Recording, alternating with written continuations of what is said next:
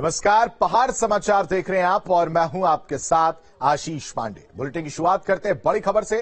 काशीपुर बवाल का exclusive video सामने आया है। न्यूज स्टेट के पास बवाल का ये वीडियो है। काशीपुर के कुंडा में पुलिस के साथ झड़प हुई थी। ये वो वीडियो है जिसमें झड़प आप देख सकते हैं। मुरादाबाद पुलिस टीम पर हमला हुआ था। खनन माफिया जफर को गिरफ्तार करने गई थी पुलिस और इसी दौरान ये झड़प देखने को मिले। एक्सक्लूसिव तस्वीर, काशीपुर के कुंडा में पुलिस पर हमला हुआ था। मुरादाबाद पुलिस की टीम पर हमला हुआ था और उसका एक्सक्लूसिव वीडियो न्यूज स्टेट के पास इस बवाल का वीडियो। हम लोग कहीं और लगे थे भाई, ये पुलिस की गाड़ी है भैया, हमारा भी तो काम चल रहा है। हमें भी खतरा है, मालूम हमें भी जान खतरा है। सही है।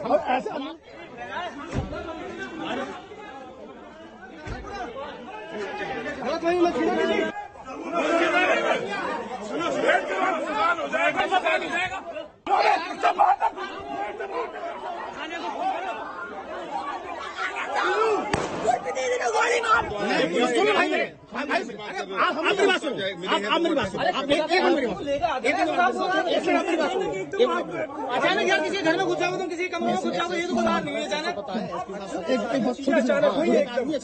छोटी सी बात, आप पुलिस वाली गाड़ी पे अरे अचानक हम लोग कहीं और लगे थे भाई, ये पुलिस की गाड़ी है भैया, हमारा भी तो काम चल रहा है। उत्तराखंड के काशीपुर में बदमाश पकड़ने पहुंची यूपी पुलिस और खनन माफियाओं के बीच फायरिंग में हुई महिला की मौत के बाद लोगों में भारी आक्रोश है। मामले में यूपी पुलिस की लापरवाही सामने आई और यूपी के 12 पुलिसकर्मियों के खिलाफ केस दर्ज किया गया है। देखिए।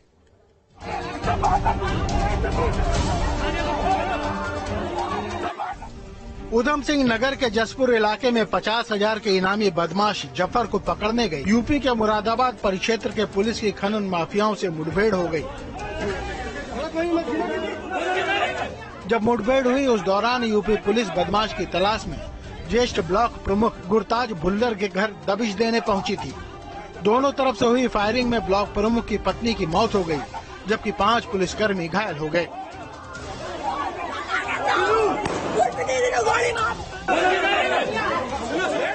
महिला की मौत के बाद ब्लॉक प्रमुख समर्थक के साथ स्थानीय लोग भी सड़कों पर उतर आए और यूपी पुलिस के खिलाफ कार्रवाई को लेकर प्रदर्शन किया। हालांकि अधिकारियों के आश्वासन के बाद हालात काबू हुए। पूरे मामले में यूपी पुलिस के पुलिसकर्मियों की लापरवाही सामने आई है। फॉरेंसिक टीम भी मौके पर पहुंची और वारदात स्थल की जांच, जिसके बाद 12 पुलिसकर्मियों के खिलाफ हत्या समेत कई संगीन धाराओं में केस दर्ज किया गया है और मुरादाबाद आईजी को पूरे मामले की रिपोर्ट भेजी गई है। उनको यहाँ का कोई स्थिति का ज्ञान नहीं और उन्होंने जो है, एक तो यहाँ महिलाएं है, ये है, उन्होंने देखना चाहिए कि भाई हम कहाँ जा रहे हैं। रात में आए, अगर आप जो है रेड कर रहे हो तो इस तरीके से रेड नहीं होती है। और यहाँ आके जो है इतने सारे जो है, एक तो कोई वर्दी नहीं, कोई आई कार्ड नहीं, कौन पुलिस है क्या है, तो इस तरह से रेड नहीं होती है। ये गलत जो है उन्होंने किया है। घर में घुसे हैं, घर में घुस के उन्होंने फायरिंग की है। यहाँ पर उस फायरिंग में जो है एक महिला की मृत्यु हुई है, जो कि एक बहुत ही संगीन अपराध है। इस संगीन अपराध में जो है, जो ये यूपी पुलिस ने किया है, मुरादाबाद में जो फायरिंग किया है, उनके असले, उनकी गाड़ी यहाँ से बरामद हुई है और जो है इसमें इसलिए हत्या का मुकदमा दर्ज हुआ है। तो एक मुकदमा दर्ज हुआ है, मुकदमे के साथ साथ जो है उसकी रिकवरी भी हुई है।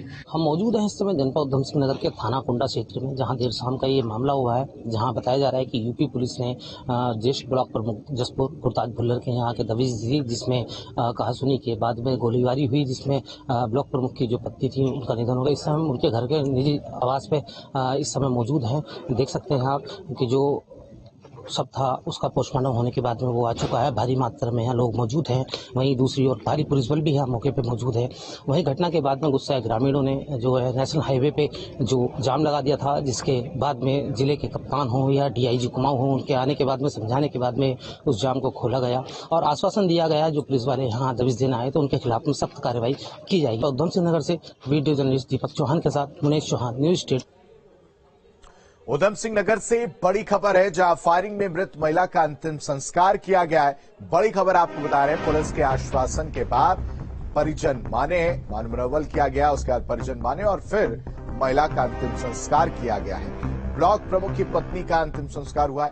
आपको बताएं कि फायरिंग के दौरान महिला की मौत हो गई थी। आपको हमने वो वीडियो भी दिखाया जिस दौरान झड़प देखने को मिला। न्यूज स्टेट के पास वो एक्सक्लूसिव वीडियो हाथ लगा और उसके बाद से नाराज ग्रामीण और फिर परिजनों ने हंगामा किया। यूपी पुलिस के खिलाफ नारेबाजी की गई और फिर मनोबल किया गया, उन परिजनों को समझाया गया, आश्वासन दिया गया और उसके बाद महिला का अंतिम संस्कार किया गया। वहीं जसपुर में पुलिस और खनन माफियाओं के बीच फायरिंग में अब सियासत तेज हो गई है।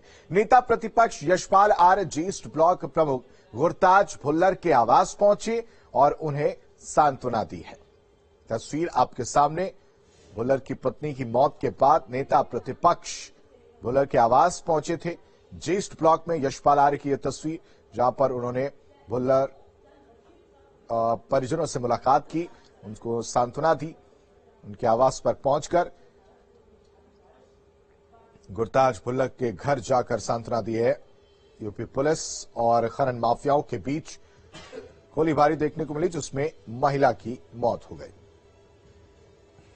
कानून के रक्षक ही अगर भक्षक हो जाएंगे तो जनता का क्या होगा। जिस तरह से हत्या हुई है और वो लोग उत्तर प्रदेश पुलिस शादी वर्दी में आती है और यहाँ की जो उत्तराखंड की पुलिस है, कुंडा पुलिस को विश्वास में न लेकर जबरन घुस जाती है उस परिवार के बीच में और एक विवाहिता को दिन रात शाम को उसकी हत्या कर दी जाती है। इससे बड़ा गंभीर मामला कुछ हो ही नहीं सकता है। उधम सिंह नगर में यूपी पुलिस पर हमले के मामले में मुरादाबाद पुलिस ने 30 से 35 लोगों के खिलाफ केस दर्ज कर लिया है। बता दें कि उधम सिंह नगर में एसओजी की टीम इनामी खनन माफिया जफर को पकड़ने गई थी और इसी दौरान पुलिस पर खनन माफियाओं ने हमला किया था, जिसमें कई पुलिसकर्मी घायल हो गए थे। संगीन धाराओं में मुकदमा दर्ज किया गया है। एक बड़ी लापरवाही देखने को मिली। 30 से 35 अज्ञात लोगों के खिलाफ मामला दर्ज किया गया। बदमाश को पकड़ने गई टीम पर हमला हुआ है। घटना में 5 पुलिसकर्मी घायल हुए थे। 50,000 का इनामी खनन माफिया जफर है, जिसको पकड़ने के लिए पुलिस पहुंची हुई थी। पिछले काफी समय से विवादों में रहे यूके SSSC को आखिरकार नए अध्यक्ष मिल गए। आयोग के पूर्व अध्यक्ष एस राजू के इस्तीफा देने के बाद सरकार ने रिटायर्ड आईजी गणेश सिंह मर्तोलिया को आयोग का नया अध्यक्ष बनाया। नए अध्यक्ष ने पदभार ग्रहण करने के बाद न्यूज स्टेट संवाददाता से खास बातचीत की। क्या कुछ इस बातचीत के दौरान रहा, आपको सुनाते हैं। उत्तराखंड अधीनस्थ सेवा चयन आयोग पिछले काफी लंबे समय से चर्चाओं में है। आयोग के चेयरमैन एस राजू ने अपनी सेवा से पहले ही से इस्तीफा दे दिया था और उसके बाद लगातार चेयरमैन पद खाली चल रहा था।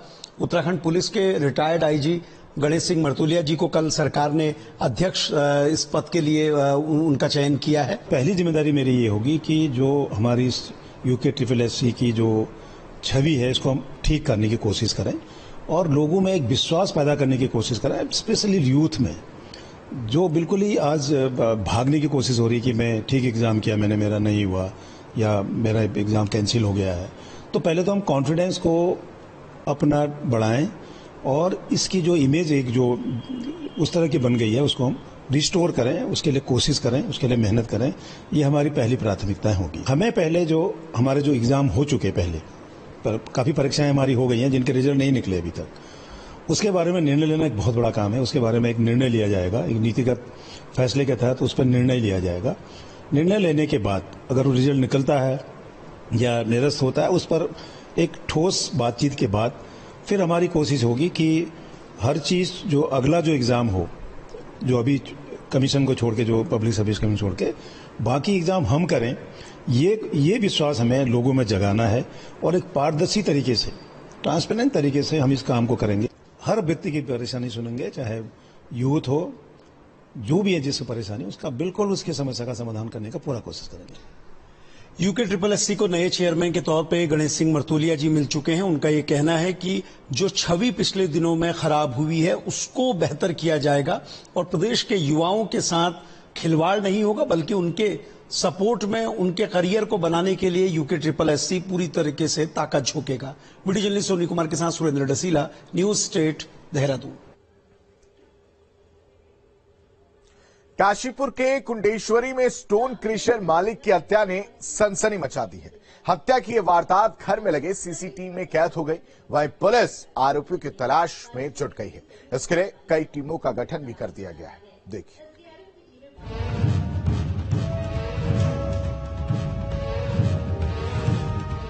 काशीपुर में कुंडा में यूपी पुलिस और ग्रामीणों में मुठभेड़ की घटना से शहर अभी संभला भी नहीं था कि 12 घंटे के अंदर घर में घुसकर बदमाशों ने एक व्यापारी पर गोली मारकर हत्या कर दी। हत्या की यह वारदात सीसीटीवी कैमरे में कैद हो गई। देखिए कैसे इस हत्याकांड को अंजाम देने के लिए बाइक पर सवार होकर दो बदमाश आए थे। बाइक पर काली टी शर्ट पहने शख्स के हाथ में एक बैग था। बाइक से उतरने के बाद दोनों घर के आंगन में पहुंचे और वहां बैठे स्टोन क्रशर मालिक महल पर ताबड़तोड़ फायर झोंक दिए। अब जरा घर के अंदर लगे इस सीसीटीवी की तस्वीरों को देखिए। इन तस्वीरों में आपको गोली लगने के बाद शोर मचाते महल सिंह दिख रहे हैं। जब तक परिवार के लोग समझ पाते तब तक गोली लगने से घायल हुए महल सिंह जमीन पर गिर पड़ते हैं और उनकी मौत हो जाती है। वहीं पर मौजूद परिवार के लोग उनको गिरता देख उनकी तरफ भागते हैं। इस बीच दोनों बदमाश बाइक पर सवार होकर मौके से फरार हो जाते हैं। बाइक में पीछे बैठी काली टी शर्ट वाले शख्स के हाथ में आप हथियार भी देख सकते हैं। वहीं हत्या के बाद पुलिस विभाग में भी हड़कंप मचा है। मौके पर पुलिस के आला अधिकारी भी पहुंच गए। बदमाशों को पकड़ने के लिए पुलिस की टीमें बना दी गई हैं। जो पुलिस की जो क्षेत्र के अंतर्गत आता है थाना काशीपुर में, तो वहाँ पर एक व्यक्ति जो अपने घर पे बैठे हुए थे, अज्ञात हमलावर आए और उन्होंने उनको निशाना बनाया और उन पे फायरिंग कर दी और जिससे उनकी डेथ हुई। हत्यारों की तलाश में पुलिस ने सर्विलांस टीम, होटल ढाबों की चेकिंग टीम, सीसीटीवी कैमरे चेक करने वाली अलग अलग बनाई है। पुलिस को अब तक कई फुटेज मिले हैं जिसके आधार पर पुलिस हत्यारों की पहचान करने की कोशिश कर रही है। Team news state. देहरादून से बड़ी खबर है, जहां आईएसबीटी कैंप कार्यालय का सीएम ने निरीक्षण किया है। कैंप कार्यालय का औचक निरीक्षण करने पहुंचे सीएम धामी। कैंप कार्यालय में सीएम ने चाय पी और बुजुर्ग महिला से सीएम धामी ने बातचीत की है। बुजुर्ग महिला के साथ चाय पीते दिखे सीएम धामी अचानक से आईएसबीटी कैंप कार्यालय का निरीक्षण करने पहुंच गए और निरीक्षण के दौरान सीएम धामी ने वहां मौजूद लोगों से बातचीत की। यात्रियों के लिए सुविधाएं कैसे बेहतर बनाई जाए, इस पर सुझाव भी लिए।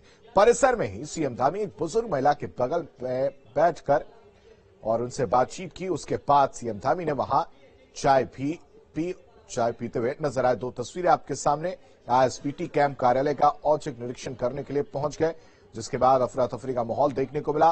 उत्तराखंड परिवहन निगम और उसके बाद बुजुर्ग के साथ चाय पीते हुए सीएम धामी नजर आए। वहां मौजूद लोगों से बातचीत की और क्या चीजें ठीक हो सकती और कितनी बेहतर सुविधा हो सकती है, इसको लेकर राय लेते हुए भी सीएम धामी नजर आए। कैंप कार्यालय का औचक निरीक्षण करने के लिए पहुंचे थे सीएम धामी। केदारनाथ के रोपवे प्रोजेक्ट को हरी झंडी मिल गई है। राष्ट्रीय वन्यजीव बोर्ड ने मंजूरी दे दी है, जिसके तहत अब रामबाड़ा से गरुण चट्टी के लिए रोपवे बनेगा। करीब 20 किलोमीटर लंबे ट्रैक पर इसे बनाया जाएगा, जिससे श्रद्धालुओं को यात्रा में आसानी होगी। बता दें कि इस रोपवे प्रोजेक्ट को पीएम मोदी ने बनाने का ऐलान किया था।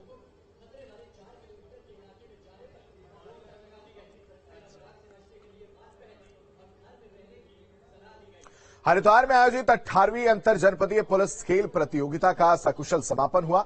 3 दिन तक चली प्रतियोगिता में पुरुष और महिला दोनों ही वर्गों में 40वीं वाहिनी पीएसी की टीम ने पहला स्थान प्राप्त कर ट्रॉफी पर कब्जा किया है, जबकि 31वीं वाहिनी बटालियन रनर अप रही है। तस्वीर आपके सामने। 3 दिन तक इस प्रतियोगिता का चली, जिसके बाद समापन हो गया। 40वीं वाहन ने ट्रॉफी जीती और जबकि 31वीं वाहिनी जो पीएसी है वो रनर अप रही। 3 दिन तक ये प्रतियोगिता चली, जिसके बाद समापन हुआ है। पूरी प्रतियोगिता बहुत ही सौहार्दपूर्ण वातावरण में चली। इसमें 40वीं बटालियन पीएसी की पुरुष और महिला दोनों ही सील्ड जो है 40 बटालियन ने जीती है और 31वीं वाहिनी पीएसी की टीम ने रनर अप रही है। की जो सुविधाएं पूर्व में थी उससे मुताबिक प्रेजेंट में बहुत अच्छी सुविधाएं हैं। अभी मैं ये नहीं कहूंगा कि कुछ नहीं है, क्योंकि पहले के मुताबिक अभी बहुत कुछ है। अब अगर कोई आदमी आम आदमी चाहे तो वो स्पोर्ट्स कर सकता है। जैसे हमारा महाराणा प्रताप स्पोर्ट्स कॉलेज में सिंथेटिक ट्रैक बन चुका है, जो पहले कभी नहीं था। इसमें सब बहुत मेहनत करके जो है ये कमांडेंट साहब के द्वारा, सभी अधिकारियों के द्वारा जो है बहुत अच्छे ढंग से ये जो गेम हुआ है, मन, चित्त और बुद्धि, इससे जो है बहुत ठीक रहते हैं, शरीर भी ठीक रहता है, पहला सुख निरोगी काया, और भी प्रकार के अनेक प्रकार के जो है इससे लाभ होता है, हमारे देश का गौरव बढ़ता है। उत्तराखंड कांग्रेस ने राज्य सरकार के खिलाफ प्रदेश भर में विरोध प्रदर्शन हुआ है। इसी कड़ी में देहरादून के एशले हॉल चौक पर कांग्रेस ने पुतला दहन किया। साथ ही बीजेपी सरकार को महिला विरोधी बताते हुए जमकर नारेबाजी भी की है। कांग्रेस प्रवक्ता गरिमा दसौनी पर दर्ज कराए गए मुकदमे के विरोध में कांग्रेस कार्यकर्ताओं ने विरोध जताया है। देहरादून की तस्वीर जहां सरकार के खिलाफ विरोध प्रदर्शन करते हुए कांग्रेस के कार्यकर्ता नजर आए। बीजेपी को महिला विरोधी बताया, जिसके बाद पुतला बनाकर विरोध दर्ज कराया गया है सरकार के खिलाफ। बीजेपी को महिला विरोधी बताया। दरअसल कांग्रेस प्रवक्ता गरिमा दसौनी पर केस दर्ज के जो मामला है, जो मुकदमा है, उसके विरोध में कांग्रेस कार्यकर्ताओं ने ये विरोध जताया। पुतला जलाकर विरोध और नारेबाजी करते हुए कांग्रेस के कार्यकर्ता नजर आए। बंशीधर भगत के जो बयान में देवी देवताओं का जो अपमान किया गया है, वो हम बिल्कुल बर्दाश्त नहीं करेंगे। आज कांग्रेस पार्टी सड़कों पे है। साथ ही साथ एक हमारी महिला नेत्री गरिमा दसौनी पे जो फर्जी मुकदमे इन्होंने एक तरफा कार्य करके मुकदमा दर्ज किया है, उसकी भी हम घोर निंदा करते हैं। उसके खिलाफ आज हम लोगों ने ये महानगर कांग्रेस कमेटी ने पुतला देने का कार्यक्रम किया है। और भाजपा की कथनी करने में जमीन आसमान का फर्क है। जैसे मैंने पहले भी बोला है, महिला नेत्री चुप है इस पूरे अंकिता हत्याकांड में, और भाजपा की महिलाएं कहाँ है, ये हम सवाल उनसे पूछना चाहेंगे। दीपावली के मद्देनजर अग्निशमन विभाग अपनी तैयारी में जुट गया है। विभाग ने दीपावली को लेकर अपनी तैयारियां पूरी कर ली हैं। किसी भी तरह की आगजनी की घटना से निपटने के लिए व्यापक तैयारी है। देहरादून शहर के अंदर अगर बात की जाए तो 8 जगह पर दमकल की गाड़ियां तैनात रहेंगी। संकरी गलियों में आग बुझाने में काफी परेशानियों का सामना करना पड़ता था, जिसको लेकर इस बार विभाग ने बुलेट तैयार की और इसकी मदद से तंग गलियों में भी दमकल की सुविधा पहुंच सकेगी। जनता से मेरी अपील है कि सभी को विदित है कि दीपावली का त्योहार है, हर्षोल्लास से मनाया जाए। हम सब एक साथ हैं और आप लोग हमारा सहयोग करें, और कहीं भी कोई ऐसी घटना होती है तुरंत 112 पर जरूर कॉल करें, बताएं। और जहां भी फायर सर्विस की गाड़ी आती है, प्लीज आप लोग उसे रास्ता जरूर दें, ताकि जितनी जल्दी फायर सर्विस वहां पहुंचेगी तो वो जनहित में होगा, कम से कम नुकसान होगा। प्रदेश के परिवहन मंत्री चंदन राम दास ने विधानसभा में अधिकारियों के साथ परिवहन विभाग और परिवहन निगम की समीक्षा बैठक की। बैठक में मंत्री ने परिवहन के जरिए राजस्व बढ़ाने के विषय पर अधिकारियों को दिशा निर्देश दिए। बैठक में 4 नए फिटनेस सेंटर खोलने के लिए केंद्र सरकार से स्वीकृति मांगने पर चर्चा हुई। साथ ही सड़कों पर और चौराहों पर सीसीटीवी लगाने को लेकर भी मंथन किया गया। मंथन हुआ है, कई अहम मुद्दों पर चर्चा की गई है। परिवहन मंत्री के द्वारा राजस्व बढ़ाने पर भी मंथन हुआ है। नए फिटनेस सेंटर खोलने को लेकर भी चर्चा की गई है। जो हमारी आमदनी से पैसा आया, इस समय हमारे पास लगभग 250 करोड़ रुपया रोडवेज के खाते में है। और एक जो समस्या थी मृत आश्रित कर्मचारियों को रखने की, 21 तारीख को बोर्ड बैठक में मृत आश्रित कर्मचारियों को रखने का भी प्रस्ताव आ रहा है। 2016 से जो बैन लगा था मृत आश्रित कर्मचारियों में, उसके लिए भी हम बैन खोलने का प्रयास कर रहे हैं। और ये महत्वपूर्ण, कुछ ऐसे परिवार हमारे हैं जिनके पास कमाऊ व्यक्ति न हो, उसको हम रोजगार के लिए हम बोर्ड बैठक में इस मामले को हम ला रहे हैं। यूके घोटाले को लेकर पूर्व सीएम हरीश रावत और त्रिवेंद्र रावत के बीच जबरदस्त शब्दभेदी वार चल रहे हैं। त्रिवेंद्र रावत ने यूके के गठन के औचित्य पर सवाल उठाए, तो इसके जवाब में हरदा ने भी जमकर पलटवार किया। हरदा का कहना है कि यदि कोई भ्रष्ट था तो तत्कालीन सीएम के तौर पर त्रिवेंद्र रावत फैसला ले सकते थे। दोनों नेताओं की आपसी लड़ाई को लेकर कांग्रेस उपाध्यक्ष यानी सूर्यकांत धस्माना भी बीच में कूद गए हैं। सूर्यकांत धस्माना ने कहा कि कांग्रेस हरीश रावत सरकार में ये घोटाला देखने को मिला था। सत्ता के केंद्र में भले ही अब रावत ना हो, लेकिन रावतों के कारण राज्य में आज भी उथल पुथल का दौर देखने को मिल रहा है। कांग्रेस के शासनकाल में बना था, उससे तो हम अपनी जिम्मेदारी नहीं निभा मोड़ सकते हैं, लेकिन यूके ट्रिपल एससी इसलिए नहीं बना था कि वो घोटालों का अड्डा बने। उसके बाद त्रिवेंद्र जी आए, 4 साल वो मुख्यमंत्री रहे, उनके रहते हुए इतने बड़े बड़े घोटाले हो गए, हाकम सिंह पैदा हो गए। आज सबसे बड़ा सवाल ये है कि इस हाकम सिंह के हाकिम कौन है, किन्होंने उसको इतना बड़ा माफिया बना दिया नौकरी देने का कि आज राज्य में ये पूरे प्रदेश के नौजवानों के दिमाग में सवाल है कि हमारे हक पर डाका क्यों डला। ये सवाल है, उस सवाल को कोई कर नहीं रहा। नैनीताल नगर पालिका में हंगामा देखने को मिला। हंगामा तब हुआ जब मंच आर्ट एंड थिएटर के अध्यक्ष इदरीश मलिक, पवन जावेद और 3 अन्य लोग अधिशासी अधिकारी के कार्यालय में पहुंच गए। उनका आरोप था कि पालिका कर्मियों ने बीएम साहू ओपन थिएटर में लगे उनके महंगे पोस्टरों को फाड़ दिया। इतना नहीं, पालिका ने जिलाधिकारी के आदेशों के बावजूद थिएटर में विद्युत व्यवस्था भी नहीं की। नगर पालिका की ईओ अशोक कुमार ने आरोप लगाया कि आरोपी और उनके साथियों ने उनके कार्यालय में जबरदस्त घुसकर अभद्रता की और सरकारी कार्य में बाधा डाली है। शिकायत के आधार पर पुलिस सभी आरोपियों को थाने ले आई। बीच में ये ओपन थिएटर में एक कार्यक्रम करे हुए तो अपना बैनर पोस्टर उल्टे सीधे लगे हुए थे, जिससे जो है उसकी बिल्डिंग का जो भी पार्क हमारा जो सौंदर्यीकरण किया हुआ उसका लुक बेटर नहीं, संपत्ति विरूपण में एकदम उसका हाउस हो गया। तो हमने कहा कि इस बैनर पोस्टर हटा देते थे, अपने कर्मचारियों ने उनका बैनर पोस्टर हटा दीजिए और बाकी तो इसी बीच में आकर के ऑफिस में आकर के बदतमीजी करने लगे और काफी जोर जोर से जो है और मोबाइल छीन लिया था और पानी बोतल और दवाई भी ये अपना कब्जे में ले लिया था और इसमें विवाद कर रहे थे। मंत्री धन सिंह रावत ने हरिद्वार में उत्तराखंड संस्कृत विश्वविद्यालय के गेस्ट हाउस का शिलान्यास किया। यूनिवर्सिटी परिसर में बनने वाला गेस्ट हाउस 5 करोड़ की लागत से बनकर तैयार होगा। शिलान्यास कार्यक्रम के दौरान स्थानीय विधायक आदेश चौहान और यूनिवर्सिटी के सभी अधिकारी मौजूद रहे। धन सिंह रावत ने कहा कि उत्तराखंड संस्कृत यूनिवर्सिटी संस्कृत शिक्षा का एक विशेष संस्थान है, इसमें संसाधनों की कमी नहीं होने दी जाएगी। जल्द ही विश्वविद्यालय में गर्ल्स हॉस्टल और लाइब्रेरी बिल्डिंग का भी निर्माण कराया जाएगा। उत्तराखंड का सबसे अच्छा संस्कृत विश्वविद्यालय यहाँ पे है और हॉस्टल भी यहाँ पे बनके तैयार हो गए। आज लगभग 5 करोड़ रुपए की लागत से हमारी सरकार यहाँ पे एक गेस्ट हाउस बनाने जा रही है, ताकि जो हमारा केंद्रीय मूल्यांकन होता है, बाहर की फैकल्टी आती है, टीचिंग शेयर के प्रोफेसर आते हैं, वो यहाँ आराम से रह सकें। और मैं एक बार फिर कह सकता हूँ कि हम लड़कियों के लिए भी अलग से एक हॉस्टल बनाने जा रहे हैं। यहाँ पे मैंने कह दिया कि जल्दी उसकी DPR बनाई जाए। यहाँ पे पुस्तकालय का भी बहुत अच्छा एक अलग से भवन बनाएंगे। यहाँ रुकते कुछ पलों के लिए, खबरें लगातार जारी है।